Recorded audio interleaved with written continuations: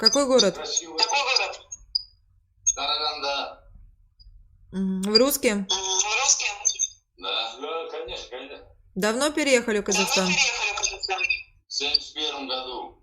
Путин хуйло? Путин хуйло? Нет, он молодец.